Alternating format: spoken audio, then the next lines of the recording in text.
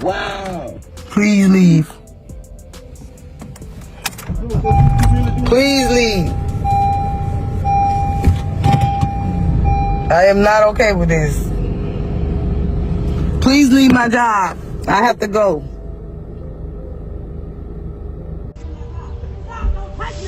Don't touch me, little man. Move, get back. Come on, that. Get back. Move, bro. Move, get back. Get back. No, I'm not. Get back. Please move from my car, bro. Move, little man. Please move. Oh, you on that? Move, little man. Move. Get my door, please. Get my door.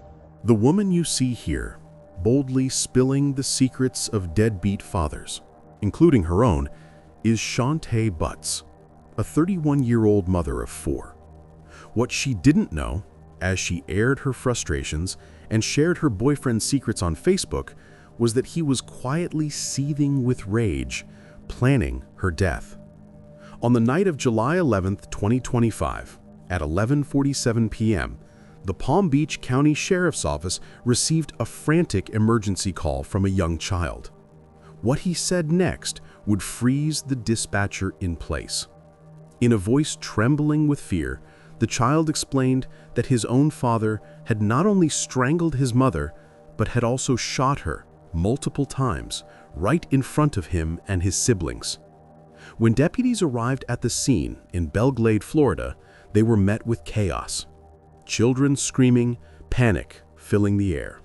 And just feet away, lying lifeless on the floor, was Shantae. She had been murdered in cold blood. But as investigators pieced together the details of that fateful night, the truth sent shivers through the community. This wasn't the first time Shantae's boyfriend had tried to kill her, and what detectives would soon uncover was even more chilling. But before we dive into that bone-chilling moment, let me take you back to where it all began. Happy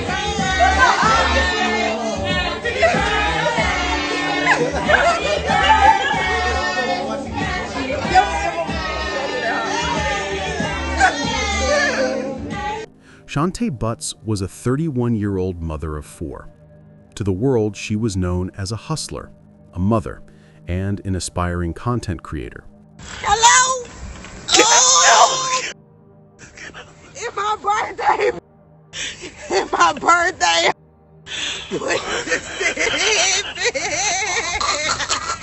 She wore many hats: home health aide, cleaning business owner, floral decorator, and social media personality. Shantae balanced multiple jobs, all while raising her children as a single mother. But Shantae had her fair share of challenges growing up. She had been adopted, in which she spoke openly about how that experience shaped her outlook on family and love. So I'm 30, finna be 31, and I was adopted as a child. The difference between adopted and foster, I don't think people know this, is when you adopted, you belong in that family. So therefore, the state can't come and take you out of that household. Now, if you fostered, you could just get taken at any moment whenever the person choose to get a child. Like if they want a child and they want you, they could just take you. Or if that parent don't want you anymore, they could just send you back to the state, to a group home, you know. So I was very blessed with being adopted by my mom.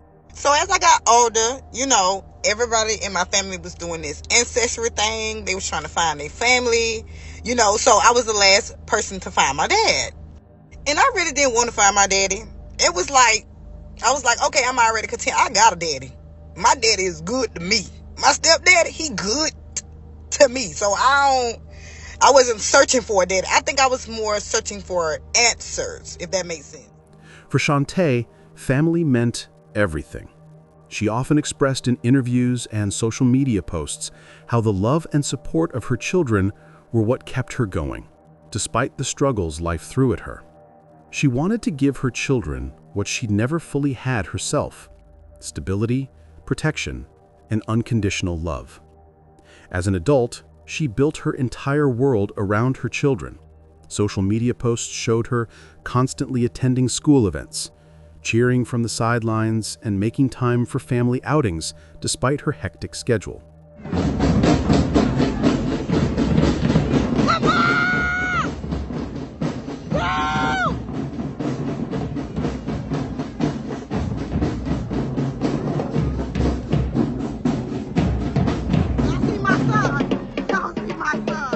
Her pride for her children was evident in every post. Shantae's posts painted a picture of a mother deeply involved in every aspect of her children's lives, attending school events, game days, and even just spending quality time together. She wasn't just going through the motions. She was a hands-on, intentional parent. Juggling multiple jobs and navigating the challenges of single motherhood, Shantae always showed up for her children. She was determined to give them a better life than she had growing up, and she worked tirelessly to ensure their happiness and security. But her ambitions didn't stop at motherhood. She also ran a cleaning business called Polished by Shay, where she transformed homes and built a reputation for her skill and professionalism. Along with her cleaning business, Shantae ventured into floral decor, creating unique arrangements with liquor bottles and money bouquets. Her entrepreneurial spirit was undeniable, and she took pride in running businesses that gave her financial independence. It wasn't just about making money, it was about proving to herself and others that she could build something of her own, from the ground up. Not only was she a businesswoman, but she was also an aspiring content creator. On her social media, Shantae showcased her humor, her struggles, and her survival story. She often referred to herself as a comedian, turning her pain into punchlines and her stress into relatable skits. With a growing following, Shantae became known for her candid approach to life's challenges. She built an audience through her Deadbeat Daddy series, where she humorously but truthfully called out absentee fathers, including the man who would eventually take her life. Some women, me, I'm putting myself in that category, make it okay for niggas not to be by that. We'll get with somebody who we know ain't shit right. Just go through the motions, just being in our relationship because we so happy that somebody love us. But we can just love ourselves if that makes sense. Take care of the household, do what we gotta do, because in reality, we just not feeling like we housing a nigga. But in reality, we housing a nigga. And from the outside looking in, it looked like he's helping or contributing because your life is still going on the same way. In reality, you up in that screaming to the top of your lungs because every time you turn around, the bill keep flying past that. You gotta catch it. You gotta be the bill catcher. And the motherfucker just sleep. He may be contributing to your life, but he ain't contributing to your bills in reality, because you so hell bent on doing for yourself, or I've been paying my bills. I ain't gonna let no nigga pay my bills. This and that. No, let him pay half. That halfway contributing to all your mother problems in your life. Just don't choose no bad niggas. We'll get with some niggas that we feel like, they good for us, and in reality they ain't, because from the outside looking in, when you was looking at him before, he was with another who was a boss. So she was handling all the way. And in reality, y'all sitting on the other side in that damn green pasture thinking that mother he doing. And in reality, it's her money who funding the trips. It's her money who paying the bills. It's like it's your money that's paying for your trips and your money that's paying for your motherfucking bills. What I really, really hate, the dumbass that be like, she just saying that because he not with her. There's a reason why he ain't with her. But Shantae's content wasn't just entertainment. It was therapy. It was her way of processing life's chaos while also empowering others who found solace in her authenticity. She used humor to deal with her hardships, and in doing so, she connected with people who saw parts of their own struggles reflected in her stories. Through her online presence, she created a community that felt like family, supporting one another through life's toughest moments. Her followers felt like they knew her personally, and she embraced that bond, sharing everything from her proud mom moments to her real-life challenges as a single parent. Her story resonated with many, and she quickly became a symbol of resilience, a woman making it work against all odds. She was living proof that with determination and hustle, anything was possible. But just as she was building her brand, growing her businesses, and building a family, she crossed paths with a man who would change the trajectory of her life forever. A man who, unbeknownst to her, would become a threat to everything she had worked so hard to build. 46-year-old Little Mac Williams, Shantae's ex, and the father of her youngest children, was a man who had a long history of violent behavior. He was nearly twice her age, but acted as though he was still in his teens, with a history of emotional instability and aggression. But despite his violent history, he seemed to escape any serious legal consequences. Little had a rap sheet that stretched back for years. In 2014, he was arrested after an ex-girlfriend accused him of sexual battery. She had visible injuries, including swelling and bruising, and a massive hematoma on her head. However, even with the severity of the charges, Little was sentenced to just 36 days in jail. A few years later, in 2018, he was arrested for stalking and trespassing after repeatedly showing up at an ex-girlfriend's home, refusing to leave, and tampering with her security cameras. He was arrested again, but this time only convicted of trespassing. He spent only 69 days in jail. In 2023, Little struck another woman in the head with an object during a dispute, sending her to the hospital. Again, he was arrested and only served 2 days in jail. But by 2024, Shantae would become his next target. After facing countless betrayals, Shantae reached a painful conclusion. It was time to let go of Little and move on with her life. She even dared to open her heart to someone new, hoping for a fresh start and a break from the past. But cutting ties with Little would prove much more complicated than she had imagined. Despite her efforts, Little's behavior grew increasingly erratic, and Shantae found herself ensnared in a vicious cycle of abuse. No matter how many times she tried to break free, he pulled her back. She took all the necessary precautions, kicking him out of her home, changing her phone number, and installing security cameras to keep an eye on any suspicious activity. She reached out to the police, documented every encounter, and even pressed charges, doing everything within her power to protect herself. But Little's violence continued to escalate. In July 2024, things took a terrifying turn when Shantae reported that Little had forcibly entered her home, put her in a chokehold, and kicked her repeatedly. She came dangerously close to losing consciousness. When she tried to call 911, he snatched her phone and fled. The police arrested him, charging him with several felonies, including domestic battery by strangulation and witness tampering. He pled guilty, but the justice system's response was nothing like what Shantae had hoped for. Instead of facing significant prison time, he was sentenced to just 157 days in jail and given a no-contact order. But this was only the beginning. By October 2024, the situation escalated again when Little broke into her home, assaulted her, and stole her phone. Despite the severity of the crime, prosecutors reduced the charge from felony domestic battery to a misdemeanor. He pled guilty and was sentenced to just 66 days in jail. Shantae had done everything she could to escape him and keep her children safe, but the justice system was failing her. Little remained free, unpunished for his escalating violence, and still determined to control Shantae. It was clear now. It was only a matter of time before his threats would turn deadly.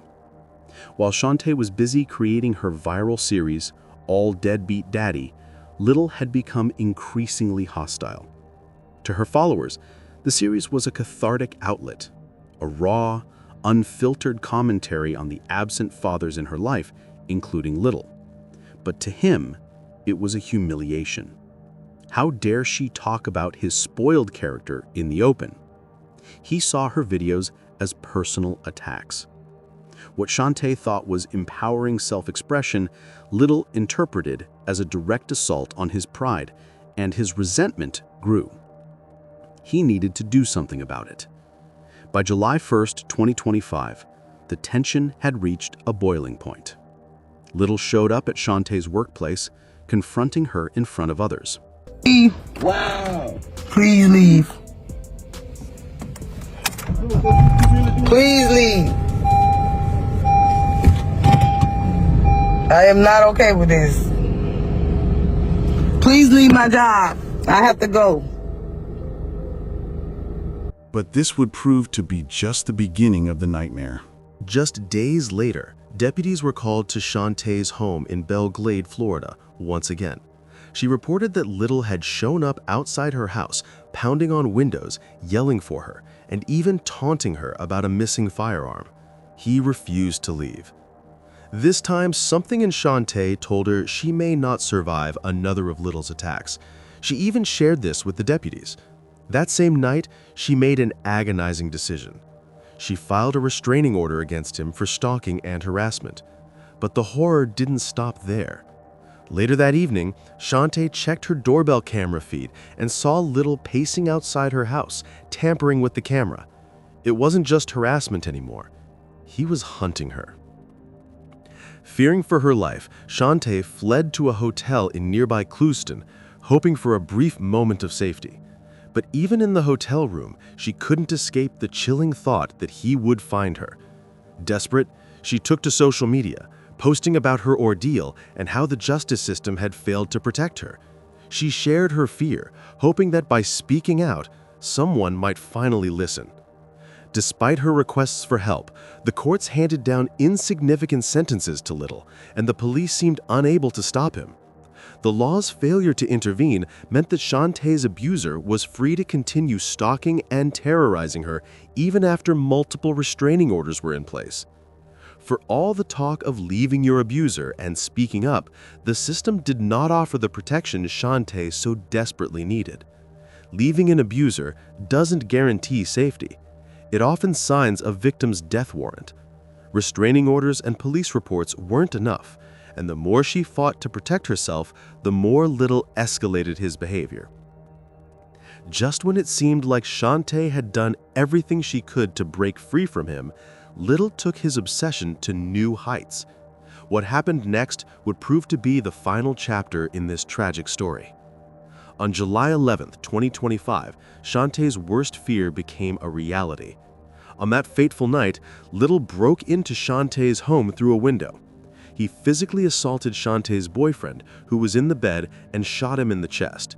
The boyfriend, though severely injured, survived, but Little wasn't done.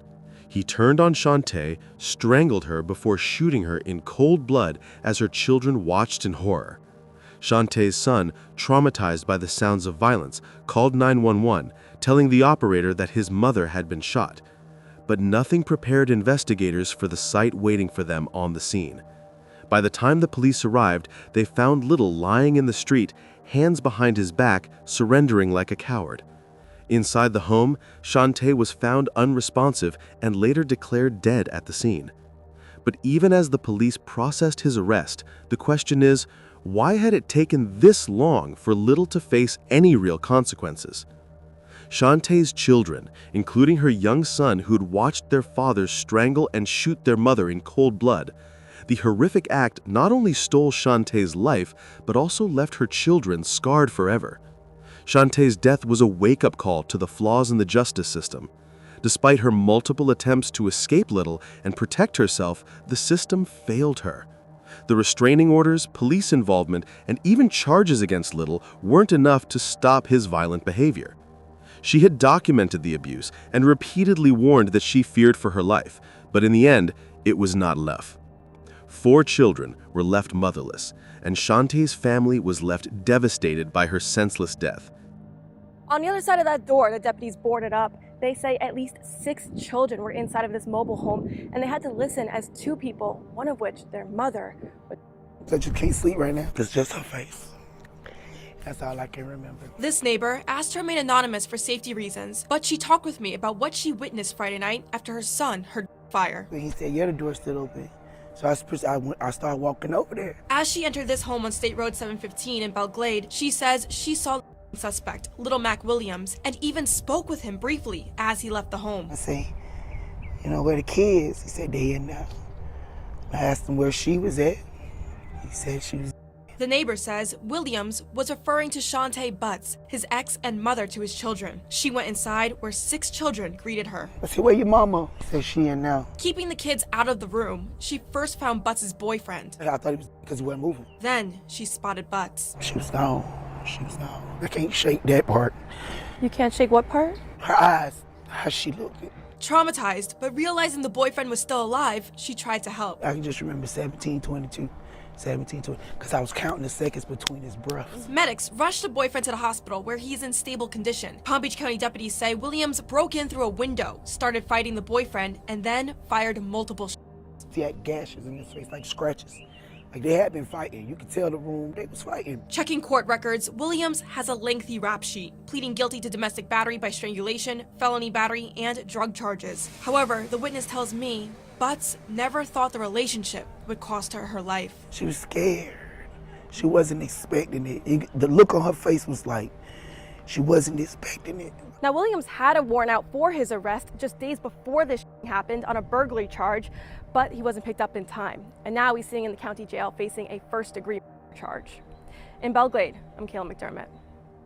Little Mac Williams' arrest and subsequent charges for first-degree murder, attempted murder, and felon in possession of a firearm were too little, too late. No legal consequence could bring Shantae back or undo the trauma her children now had to live with. The aftermath of Shantae's murder shocked the community. Despite her attempts to protect herself and seek help, Shantae was dead, and the world was left wondering how this could have been prevented. Also in Palm Beach County, one person is dead, another is injured after a in Belle Glade. The suspected gunman, now behind bars, 46-year-old Little Mac Williams, was arrested after allegedly running away from that crime scene. It happened just before midnight on Friday on State Road 715 in Belle Glade. Deputies received a 911 call from a child who said his stepfather broke into the home and heard his mother being shot. When deputies arrived at the home, they found Williams' ex-girlfriend and her current boyfriend both suffering from gunshot wounds. The ex-girlfriend, the other victim, was taken to the hospital and is expected to survive. Williams surrendered to deputies. The suspect now faces first-degree charges. Little had already been arrested multiple times for domestic violence, stalking, and battery. Yet each time, he received minimal punishment. His history was well documented, from felony battery charges to violating no-contact orders to repeatedly violating restraining orders. But despite this, each time, he was released with little consequence. Now, with Shantae dead and his actions leading directly to her death, the legal system would finally have to answer for his reign of terror. In the days following his arrest, the community rallied around Shantae's family, with friends and loved ones expressing their anger and frustration at the justice system.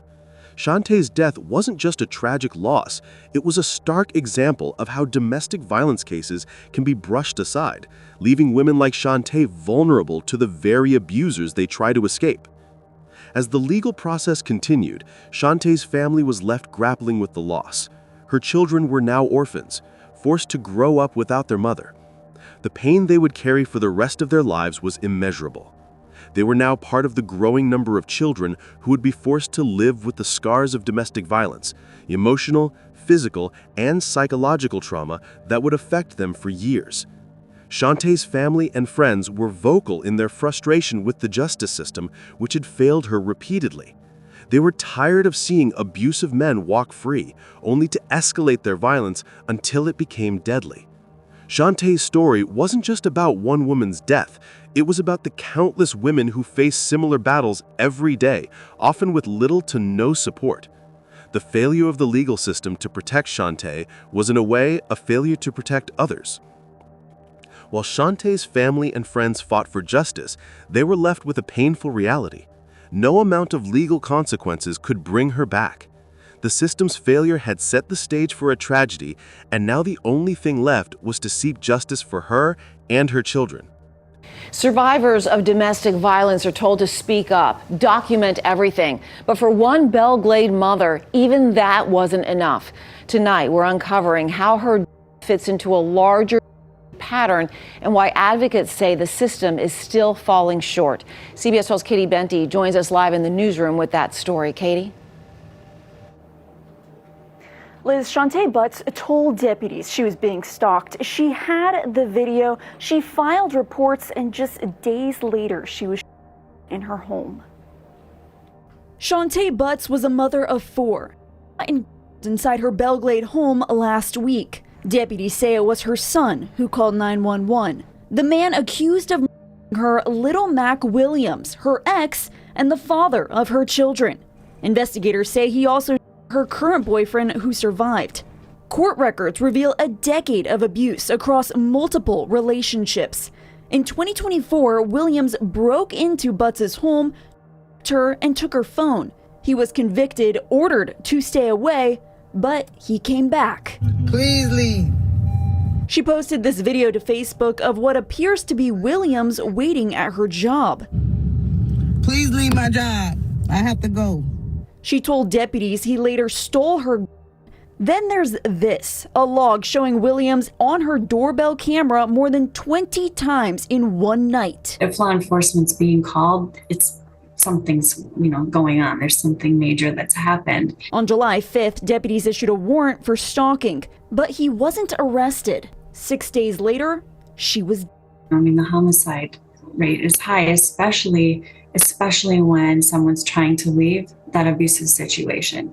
That's when they're at the highest risk. Advocates say survivors often do everything right and still don't make it out. Safety planning, escape planning, all that's happening right from the minute that we get that phone call. And it's not just Butts' case. In 2023, a Boynton Beach woman was less than an hour after filing a police report about her ex. Williams is now behind bars charged with attempted murder and being a felon in possession of a firearm. But advocates say it's too late for Shantae Butts, and unless something changes, more survivors will die asking for help. Reporting live in the newsroom, I'm Katie Benty, CBS 12 News.